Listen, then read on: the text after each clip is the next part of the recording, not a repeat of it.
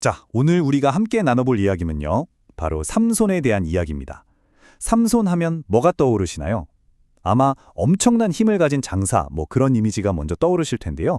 그런데 그의 탄생 배경을 들여다보면요. 정말 짙은 어둠, 그러니까 이스라엘 역사상 가장 암울했던 시기와 맞닿아 있습니다. 하나님은 그 깊은 절망 속에서 과연 어떻게 일하셨을까요? 그 놀라운 계획 속으로 지금부터 함께 들어가 보겠습니다. 오늘 우리가 살펴볼 이 사사기 13장의 이야기는요. 정말 이 한 구절로 요약할 수 있을 것 같아요. 로마서 5장 20절 말씀인데요. 죄가 더한 곳에 은혜가 더욱 넘쳤나니 바로 이겁니다. 그러니까 이스라엘의 죄악이 정말 극에 달해서요. 가장 깊은 절망의 늪에 빠져 있을 때 바로 그곳이 역설적이게도 하나님의 놀라운 은혜가 시작되는 무대가 된 거죠. 네, 바로 어둠 속의 약속, 부제는 이스라엘의 압제와 한 가정의 불임입니다. 당시 상황은 말 그대로 이중의 절망이었어요. 나라 전체로 보면 블레셋에게 무려 40년 동안이나 억압을 당하고 있었고요. 또 한편으로는 마노아라는 사람의 가정을 들여다보면 아이를 갖지 못하는 아주 개인적이고도 깊은 슬픔이 있었죠. 좀 더 구체적으로 살펴보면요. 국가적 절망은 블레셋의 40년간의 통치였고 개인적 절망은 마노아의 아내가 아이를 낳지 못하는 상황이었어요. 이스라엘은 또다시 하나님 앞에서 악을 행했고 그 결과 40년이라는 정말 긴 세월 동안 블레셋의 지배 아래 놓이게 됩니다. 그리고 바로 그 시기에 단지파에 속한 마노아의 가정 역시 아이가 없어서 깊은 슬픔에 잠겨 있었던 거죠. 이 한 가정의 슬픔이 마치 희망을 완전히 잃어버린 당시 이스라엘 전체의 모습을 축소해 놓은 것 같지 않나요? 그런데 바로 그 절망의 한가운데서 정말 상상도 못한 일이 벌어집니다. 여호와의 사자가 홀로 있던 마노아의 아내에게 갑자기 나타나서요. 아들을 낳게 될 거라는 정말 인생을 뒤바꿀 메시지를 전한 거예요. 여기서 많은 주석가들이 주목하는 부분이 있는데요. 이때 나타난 사자가 그냥 평범한 천사가 아니라 성육신하시기 이전에 예수 그리스도일 수 있다는 겁니다. 왜냐하면 나중에 그가 자신의 이름을 기묘자라고 밝히거든요. 이건 이따가 다시 자세히 살펴볼게요. 자, 이제 거룩한 서원 나시린에 대한 이야기입니다. 하나님을 위해 구별된 삶, 맞습니다. 이 약속으로 태어날 아이는 그냥 평범한 아이가 아니었어요. 태어나는 순간부터 아주 특별한 사명을 위해서 구별된 존재, 바로 나시린으로 부름을 받은 거죠. 그러면 태어날 때부터 나시린이다. 이게 도대체 무슨 뜻일까요? 그냥 특별하다 정도로만 생각하면 안 됩니다. 이 서원에는요, 정말 상상 이상으로 아주 엄격한 규율들이 따라붙었습니다. 나시린의 규율 한번 보실까요? 첫째, 머리에 삭도를 대면 안 됩니다. 평생 머리를 자르지 않는 거죠. 둘째, 포도주나 독한 술은 물론이고 포도나무에서 나는 건 아예 입에도 대면 안 됐어요. 포도씨나 껍질까지도요. 그리고 부정한 것들은 무조건 멀리해야 했습니다. 그런데 여기서 정말 놀라운 점이 뭔지 아세요? 이 아이뿐만 아니라 아이를 뵌 어머니까지도 임신기간 내내 이 모든 규율을 똑같이 지켜야 했다는 거예요. 이스라엘의 구원자가 될 사람은 이 정도로 철저하게 세상과 구별되어야 한다는 의미였겠죠. 그리고 천사가 이런 말을 하죠. 그가 블레셋 사람의 손에서 이스라엘을 구원하기 시작하리라. 여기서 우리가 정말 주목해야 할 단어가 바로 시작하리라입니다. 완성하리라가 아니에요. 이 말은 삼손이 구원의 모든 것을 완성하는 게 아니라 그 구원의 첫걸음, 시작점이 될 거라는 뜻입니다. 그러니까 삼손의 사역은 앞으로 오게 될 훨씬 더 위대하고 완전한 구원을 살짝 맛보게 해주는 일종의 예고편 같은 거였죠. 자, 이제 믿음의 기도, 마노아가 하나님의 인도를 구하는 장면으로 넘어가 보겠습니다. 아내에게 이 기가 막힌 소식을 들은 남편 마노아의 반응이요. 정말 인상적이에요. 보통 사람 같으면 그게 정말이냐? 헛것을 본 거 아니냐? 이렇게 의심부터 했을 텐데 마노아는 그러지 않았어요.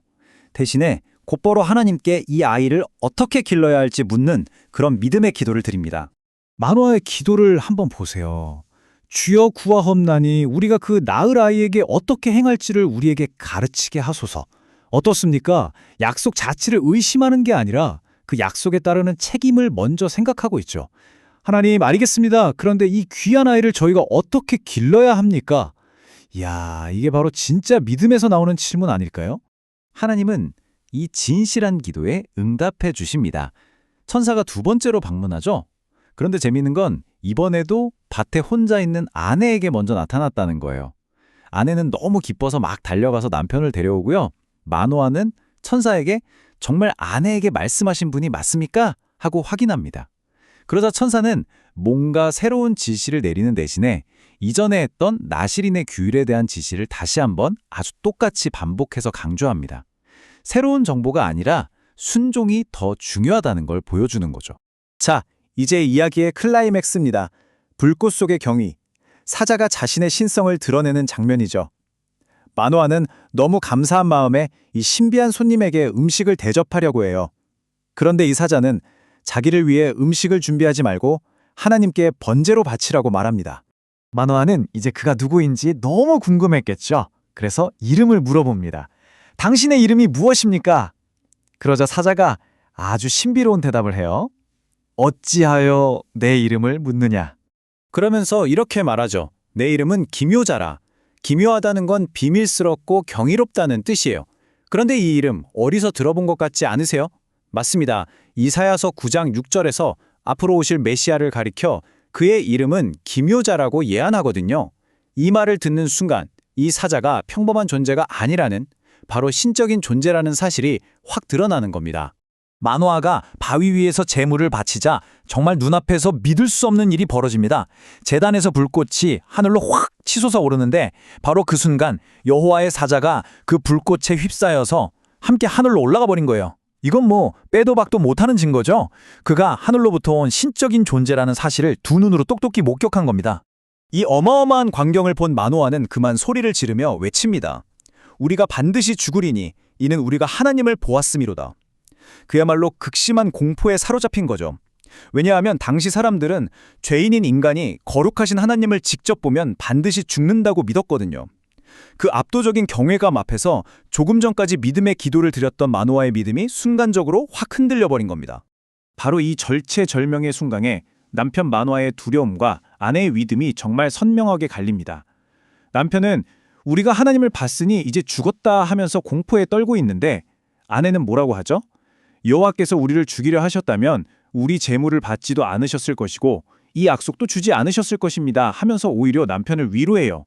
정말 놀랍도록 명철하고 흔들림 없는 신앙의 논리죠. 아내의 믿음의 논리는 정말 명쾌해요. 크게 세 가지 근거를 댑니다. 첫째, 하나님께서 우리의 재물을 받으셨다는 점. 이건 우리에게 호의를 베푸셨다는 신호잖아요. 둘째, 이렇게 놀라운 기적을 직접 보여주셨다는 점. 이건 우리에게 무언가를 똑똑히 알려주시려는 계시의 표시고요. 그리고 마지막 셋째, 무엇보다도 우리에게 아들을 주시겠다는 그 귀한 약속을 하셨다는 점. 이건 미래의 축복에 대한 표시죠. 이 모든 걸 종합해 볼 때 이건 심판의 신호가 아니라 명백한 은혜의 증거라는 겁니다. 정말 대단한 통찰력 아닌가요? 자, 이제 이 모든 과정을 거쳐서 드디어 하나님의 약속이 성취되는 순간으로 가보겠습니다. 바로 성령의 아이가 태어나는 거죠. 드디어 여인이 아들을 낳았습니다. 그리고 그의 이름을 삼손이라고 지었어요. 작은 태양이라는 뜻을 가진 이름입니다. 이 아이는 자라면서 여호와께서 주시는 복을 듬뿍 받았고 하나님의 능력이 그를 통해 서서히 드러나기 시작했습니다. 그리고 성경은 삼손이 성장했을 때 여호와의 영이 그를 움직이기 시작하셨더라 이렇게 기록하고 있어요. 이 정말 중요합니다. 삼손의 그 엄청난 힘이 그냥 타고난 육체적인 힘이 아니라는 거예요. 그의 사명을 이루기 위해 하나님께서 부어주신 성령의 능력이요, 하나님의 선물이었다는 걸 분명히 보여주는 대목입니다. 자, 그럼 다시 한번 이 이야기의 핵심 주제로 돌아가 볼까요? 기억나시죠? 그가 이스라엘을 구원하기 시작하리라. 맞습니다. 천사의 예언 그대로 삼손의 역할은 구원을 시작하는 것이었어요. 그 자신이 모든 것을 완성하지는 못하지만 그 위대한 구원의 서막을 여는 것, 바로 그것이 삼손에게 주어진 사명이었습니다. 이렇게 삼손은 구원의 사역을 시작했을 뿐입니다. 그렇다면 여기서 우리는 마지막 질문을 던지게 됩니다.